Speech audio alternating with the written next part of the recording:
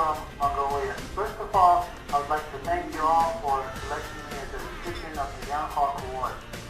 I'm honored to receive such an award from my alma mater, Dickinson State University. Hello everyone, this is Mongol's first English entertainment talk show named Inspired by Zaya. I didn't study English abroad. I didn't mean that I'm proud of myself, but through this really poor English, I just want proudly to my Mongolian really talented, competent and intellectual young representatives. Today we have a very special guest who is a founder and president of Global Leadership University. Hello you. Thank you. Thanks for the invitation.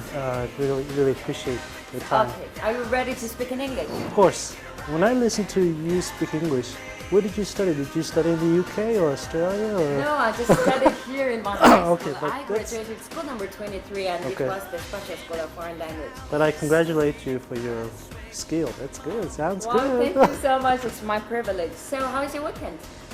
I was just, we just had a new daughter this month, and I've Wow, just been congratulations. playing the daddy role whole weekend. So So what's, at home. Okay, good. What's new with Global Leadership University?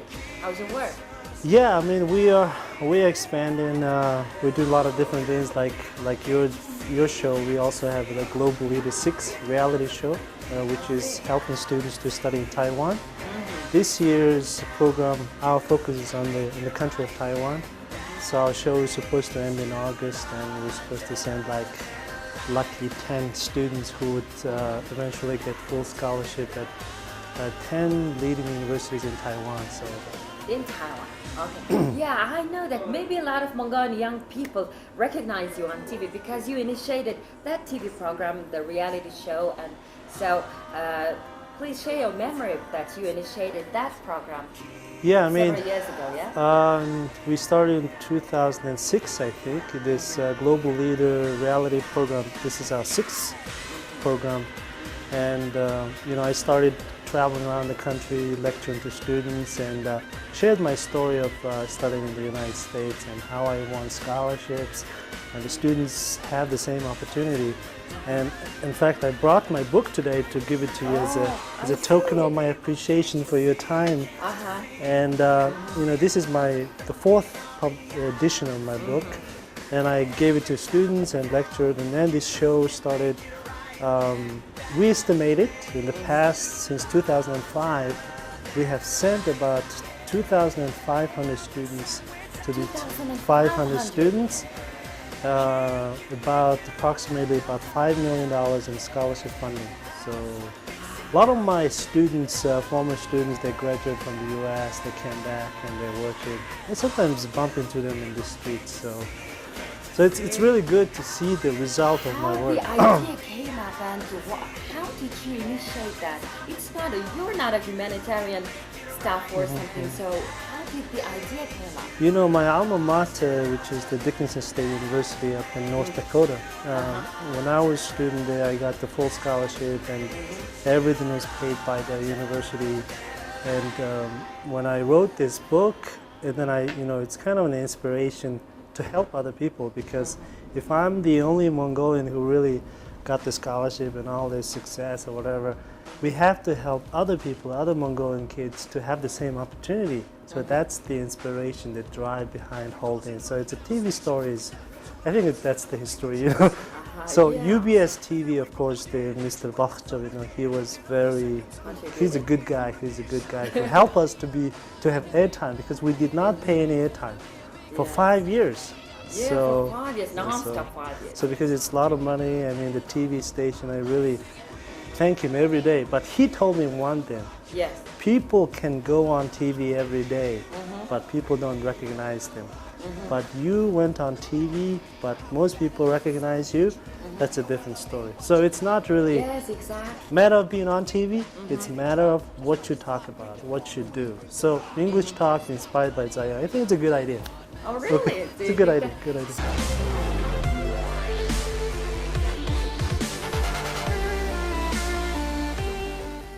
So one of my reasons is that I really believe that future of Mongolia is not just mining sector. Instead of it, I really believe that really competent and really educated young people are future of Mongolia. Do you agree with that? I totally agree because you know, we have an economic recession right now. Everybody's complaining about the rise in prices of commodities and this happening. But I think the problem Mongolia have right now is that majority of our services products we consume, they are import.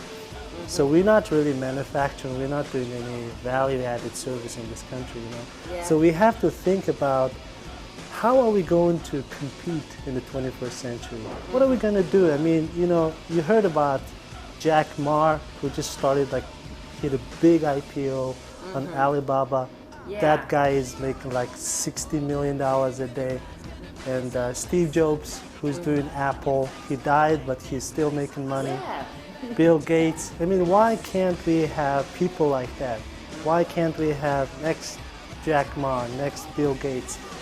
And we have to really educate our young people, but not just in business administration, okay? I mean, that's boring.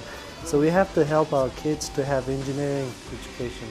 We have to create the next biotechnology genius. We have to create next guy who's going to create Mongolia's first automobile or first cell phone, smartphone. So we have to really focus on education to make Mongolia a country that creates value, it creates manufactures. We have to become a country that manufactures. No choice. Really great. Next to China, next to Russia, that's our survival. So that's why this year we do this Taiwan show, because Taiwan is a high-tech country. Yeah. Can you believe the GDP per capita per person is they have $23,000? $23,000. And you know the Asus, HTC phone, all the technology, it's a miracle, you know, Taiwan is a miracle. So we can send hundreds and thousands of students to the United States, Taiwan, Korea, Japan, all these developed countries, and they will learn everything they can and come back and create services and products that can compete with their services and products. So I think that's the future of Mongolia. You know, all the politicians, I think I'm really tired. I'm really tired of talking about mining because mining is. Somebody called us Mongolia. I mean, that's a joke, you know. So I really don't believe in the future of mining, selling coal to China. Wow, very great. Give me 5. We have same opinion. Wow, I great. don't believe in that. So you've mentioned that you already sent 22,500 students to abroad. So do they come back? Of course. How do you measure the result, and what is the main indicator of their maybe skill or competence? A lot of the students, a lot of the people that I've sent, they come back and then I talk to them. They're working at major international donor organizations or at one of the banks, and I ask them, so was it really worth to spend so much thousands of dollars to go to the US and study? And they're so thankful because if they went through the local, I'm not saying the local universities are bad, but if they went through the local system and their salary may be around 500,000-600,000 or 700,000 Mongolian currency, okay? Yeah, that's true. Now they are making like at least $2,000 or a couple $1,000. Big mining companies or the financial organizations, they hire them because of the American education, because of the exposure to the international environment. So I think that's the biggest investment, I think.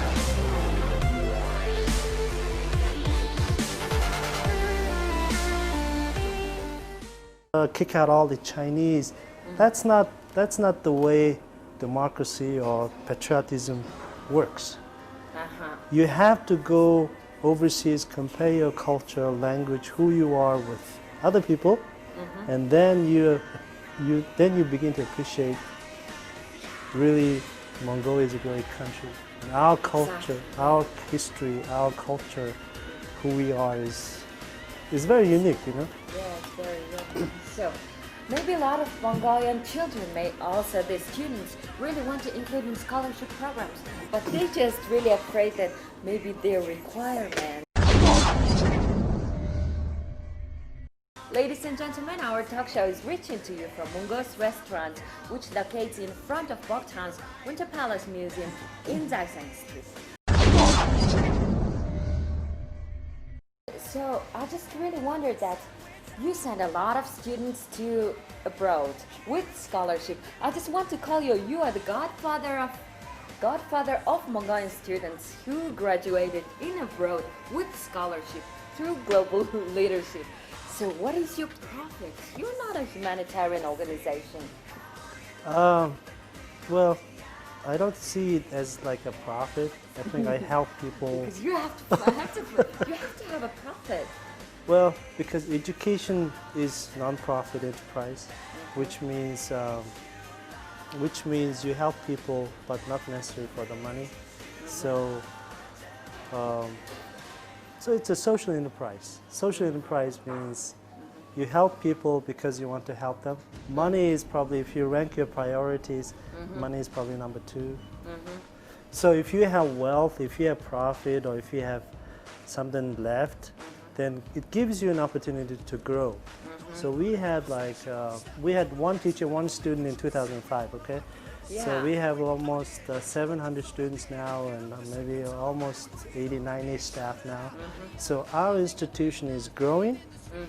So if we have some money left, we invest into buildings, we invest into computers, we invest into international travel or things like that. So it's really, education is all about giving to people, really changing society, changing people's lives.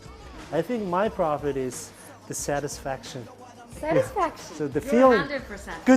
good feeling of helping other people.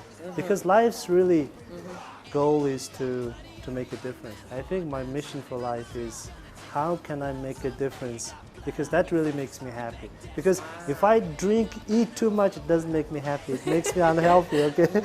So if I make like a lot of money, it doesn't make me that much happy.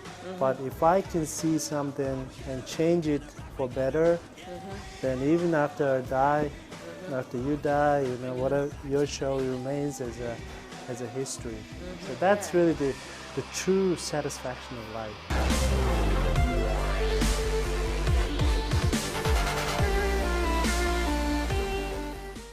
So now you're working as a founder and president of Global Leadership University, and how many positions do you have currently? How many staff? No, how many positions you have? Of course, maybe you're working as a consultant in so many organizations. How many positions do you have now? Like, are you talking about the people who are working for me? No, your job. My job. Oh, okay, of course. I don't know. I have gazillions of positions, like, you know, founder of this, president of that, you know. So many things. I mean, also I'm doing some, you know, I don't know if you remember, I worked for 2.5 years as the chief operating officer for Millennium Challenge Camp. Oh yeah. So for 2.5 years, I managed about $300 million project, so which was pretty interesting.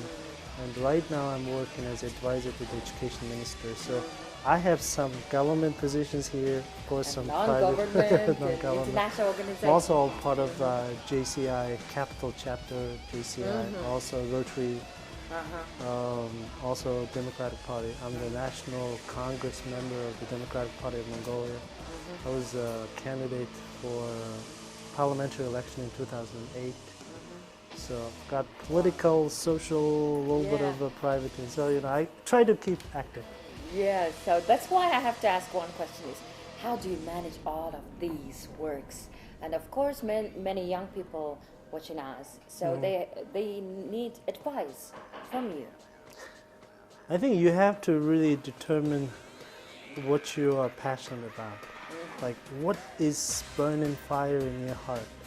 So if you really feel this is who I am, this is what I'm supposed to do, then you have to really go at it. I mean, you have to really go after it. You have to do everything you can do it.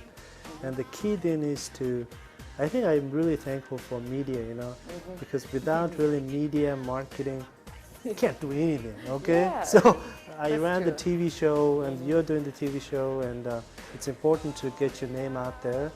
And people, once they know you, they've seen you on TV, they know who you are, what you are capable of, they believe you.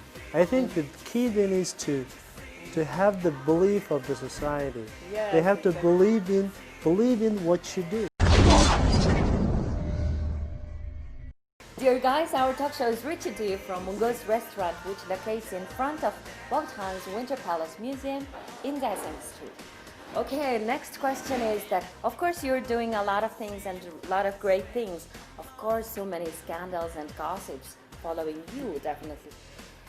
I heard that Global Leadership Foundation had a problem that when they send abroad to the children, students, they can't, find any jobs there, and they faced a lot of problems. So, what can you say about that? Any enterprise, anything that you do worthwhile, always have problems. Definitely. So I never said we're perfect. So if there's any crisis happens like that was a crisis for us. So you have to do crisis management, which means you have to be honest with people. Whoever's complaining there, you have to give them the money back or whatever. So I think that one of the programs we did so many different programs, and that particular summer we did at the work and travel program for students, and I think we sent like 140 kids. And because of the language skills and different economic situation, a lot of kids didn't have jobs. And that was a little bit of a downturn for us. And so we stopped kind of implementing that program because I felt like our reputation, our trust with society was more important than really for me trying to get some kids over to the US, So that's why we stopped this program. But I think everything has bad and good. Yes. But you have to keep the good side as a majority of 80%. Exactly. Okay, so you can have always 10%, 20%. So when people look at me, maybe when they listen to me on TV, they say, this guy is not no good. But out of 10 people who are watching, 8 people like me, okay? Maybe 2 people say, I'd piss off this guy. Yes. Okay, so it doesn't matter. I mean, that's life, you have Exactly. you have to really accept it, because if you want to be perfect, go ahead and perfect. Don't do anything. Okay, so as long as you do something, you fail. But you have to fall and rise and run again. Otherwise, if you just fall and stay there, then you're dead. Definitely. Did I hear wrong, or did you just nominated parliament election or civil representative election? So, is it I true? just said I was the parliamentary candidate in 2008. I ran for 2008. Yes, I ran for parliament. I collected 11,000 votes. I was short like 2,000 votes. Oh, really? Yes. Only 2 votes? 2,000. 2,000 votes, votes. yeah. Okay. So that was my first political kind of experience. So I know Do how you want to try it again? I'm one of the candidates for 2016, so that's my plan to run again. So I think it's important, even though you fail, you have to try it again. So maybe I was too young. I was 28, So Magna You was were 28. Okay. Magna was when Magna Batsanna, Magna was, I think he was 26 or something, So we were in the same election that time. Magna failed, Batsanna failed, I failed, whatever. But it's politics is like gambling. Have you ever played in Las Vegas? So it's kind of like that, Yeah. You put in a lot of money and a lot of energy, but you can lose it all, or you can win. So Yeah, everybody wants to go to politics sector. As for you, why? Are you ambitious, or what do you want to do with politics? I think I talk about all this. I mentioned about the middle class. Yeah. I want Mongolia to be a better country, prosperous country, democratic country. I want to do all of these things, but without really going to the policy level, without really going to the parliament or the government, I cannot do those things. I mean, people who are up in the government, they don't really understand and appreciate what we're trying to do. So I really hope that more people who are educated in the West or in Japan, Southeast Asia, who understand how really development works, they should get into politics. They should get into politics with pure intention of helping our country. If their intention is to make money or blah, blah, blah, blah, don't let them go. Okay. So the intention has to be pure. Okay? Yes, exactly. Okay. So let's change the topic a little bit. So of course now you're a young person, and what is your passion and what is your dream? Of course, every single young person has a desire and dream. And can you share about that? Yeah, I think our institution is growing, like I said, and I'm in education, and I think we can change Mongolia through education. Good. That's what I can do. Yeah. Because I'm not a soccer player, I can't cook, I can't start a beautiful restaurant like this, you know. So everybody has something they can do that can make a difference. So for me, I feel passionate about education. Through educating our young generation, future generation, we can make this country a different, better place. So my dream is really, I want to keep this university growing, and then we want to establish our branch in the US, in Europe, and Asia, and then keep expanding and helping more people. Because Mongolia is not just, you know, I don't want to think about things about only in Mongolia, because it's just box. Yeah. So I want to see if I can do something in the US in the future. Because we really have, do you know our motto? What is that? It said, preparing global citizens. Wow. What do you think, who is a global citizen? Global citizen, I don't know. I can't say. In your opinion? In my opinion, global citizen, of course, that person has to be really educated, of course, graduated maybe US or something. I can just say this kind of example. Okay, so have you been to Singapore? No, Okay. I've never Hey, been there. you should travel to Singapore. Yeah. Anyways, but when I look at Singapore, I really like it because Singapore is kind of a country that we should kind of model ourselves to, because Singapore is a rich country because they have educated people.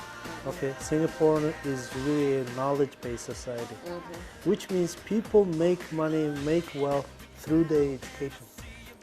Okay, so Mongolia should be like that. If Mongolians can be, we have only 3 million people, but if 3 million people are highly sophisticated, highly educated, and maybe everybody speaks English or something, then we can be like Singapore, where all these financial institutions come in, all these international organizations come in, and we can have a good life. So global citizen means preparing somebody who will not just be able to survive here. They can go to Singapore, they can go to the US, still make the same money, still have the same skills. So we have to create our education system like that, make it an international standard. So if somebody graduates from my university, they can go to the US and be recognized. Okay. You know, but not belittled, but be recognized and appreciated and paid about the same. Because one thing really pisses me off is, especially this OT, Ayutthaya, and all these mining companies, Mongolians paid maybe $2,000, and the Americans or the Australians paid $20,000. Why? Because they think Mongolians are nobody. I mean, that's really pisses me off. So that's why we are equal. You know, we are same. We even better than Australians or Americans, or maybe the Indians will come in, so-called engineers. So that's really the value of, you know, how do we raise the value of Mongolia? We have to be more appreciative. Come on, you know. Yeah. So our interview is becoming so official. So everybody knows you, that you look always official with Yes, suits and with has really soft voices and very serious man. And at the end of the interview, I just want to ask one question: is that who are you as a man? What do you mean? Like, oh, my family. Maybe I should talk about my family. I mean, I'm married. I have 2 kids. Okay. We just had a beautiful daughter. My son is 3 years old. So I'm a man, family man, you know, Okay. just like everybody else. And I think because I'm married, have family now, I have become a little bit boring, you know. But before that, I mean, of course, like everybody else, I drink, I party, you know, it's the same thing. Same but as others. Same as others. But these days, I'm kind of boring. Sorry. Okay. Okay, I'm really proud of you. So, my talk show has a special part, which is throwing Mongolian traditional for Uncle Bones. Okay, do you know that? course. So I just want to see your spirit. spirit. Do you know the result? It's kind of good fortune teller. Do you agree with Yes, that? yes. So,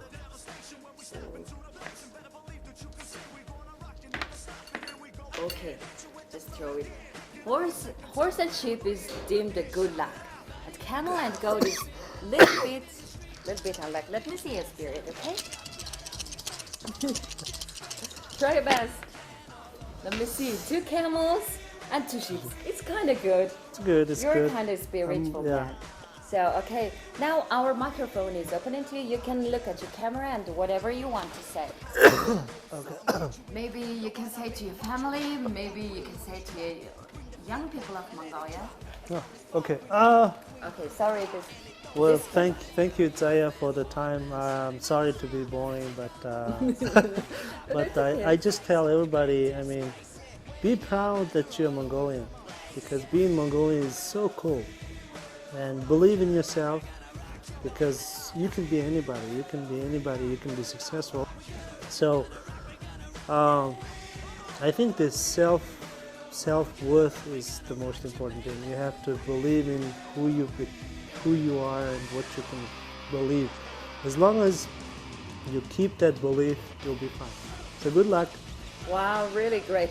Thanks for coming, and I wish you every success in your life and work, and I wish you all the best. It was my Thank privilege you. to talk to you. It was the Mongol's first English entertainment talk show named Inspired by Zaya. I always really proud of my very educated, competent young representatives of Mongolia. Please guys, study in abroad and be yourself and be happy, be strong. Follow your possibilities and open yourself to the best of what can be and make it so. I wish you every success in your life. See you next time, guys.